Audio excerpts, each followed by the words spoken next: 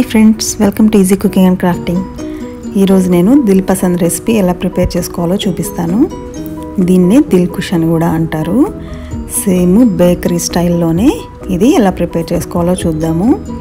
దీనికి ముందుగా ఒక బౌల్లో గోరువెచ్చని పాలు ఒక పావు కప్పు తీసుకోవాలి.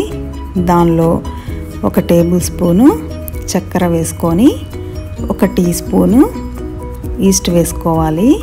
1 చిటికెడు ఉప్పు, 1 టేబుల్ స్పూన్ ఆయిల్, ఇవన్నీ వేసుకొని ఒకసారి కలుపుకోవాలి. ఇప్పుడు దానిలోనే 1 కప్పు మైదా పిండి లేదా ఆల్ పర్పస్ ఫ్లోర్ ఇది వేసుకొని మొత్తం ఒకసారి స్పూన్ తోటి బాగా కలుపుకోవాలి. ఇప్పుడు దీనిలో కొద్దిగా పాలు వేసుకుంటూ మొత్తం పిండిని ఒక ముద్దలాగా కలుపుకోవాలి. ఇప్పుడు దీనిలో ఆయిల్ వేసుకొని పిండి పైన అంతా అప్లై చేసుకొని గిన్నెకు కూడా ఆయిల్ అప్లై చేసి ఒక క్లీన్ ర్యాప్ తోటి టైట్గా పెట్టేసుకొని 1 గంట సేపు పక్కన పెట్టేసుకోవాలి. ఇప్పుడు స్టఫింగ్ కోసము ఒక బౌల్ తీసుకొని దానిలో తురిమిన ఎండు కొబ్బరి 1 సగం కప్పు, టూటీ ఫ్రూటీ 1 పావు కప్పు, ఇంకా చెర్రీస్ 2 టేబుల్ స్పూన్స్, చక్కెర 1 పావు కప్పు, ఇంకా వెనీలా ఎసెన్స్ బదులు మీరు యాలకుల పొడైనా వేసుకోవచ్చు. ఇవన్నీ వేసుకొని దీనిలో డ్రై ఫ్రూట్స్ వేసుకోవాలి, బాదాము, జీడిపప్పు.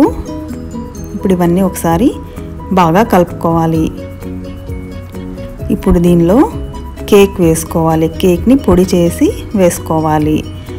దానిలో 2 టేబుల్ స్పూన్స్ నెయ్యి వేసుకొని మొత్తము ఒకసారి చేత్తోటి బాగా కలుపుకోవాలి, పొడి పొడిలాగా చేసుకోవాలి.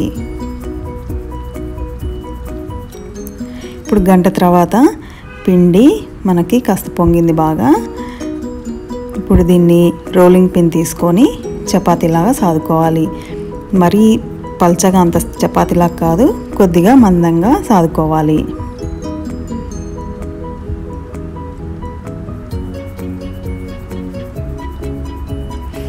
ఇప్పుడు దీనిలో మనం ఆల్రెడీ ప్రిపేర్ చేసి పెట్టుకున్న స్టఫింగ్ మొత్తం పెట్టేసుకొని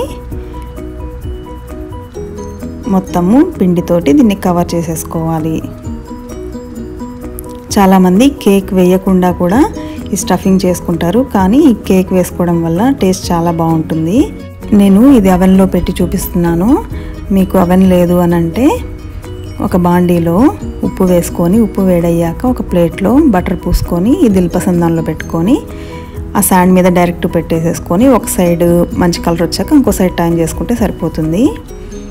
ఇప్పుడు నేను ఈ దిల్పసంద్ని బేకింగ్ ట్రేలోకి పెట్టుకొని దానిపైన పాలతోటి మొత్తం అప్లై చేస్తున్నాను. పాలతోటి అప్లై చేయడం వల్ల ఇది మంచి కలర్ వస్తుంది. ఇప్పుడు అవెన్ 210 degrees సెంటిగ్రేడ్ దగ్గర పెట్టుకొని ప్రీహీట్ చేసుకొని 30 నిమిషాలు బేక్ చేసుకోవాలి. 30 నిమిషాల తర్వాత చూస్తున్నారు కదా, ఇది బాగా కలర్ వచ్చింది, బాగా చక్కగా బేక్ అయిపోయింది. ఇవి నేను పీసెస్ కట్ చేశాను. ఇది చూస్తున్నారు కదా, పైన లేయర్ కింద లేయర్ బాగా బేక్ అయింది. మీరు కూడా నా రెసిపీని ట్రై చేయండి. మీకు నా రెసిపీ నచ్చినట్లయితే నా ఛానల్కి సబ్స్క్రైబ్ చేసుకోండి. Thank you for watching.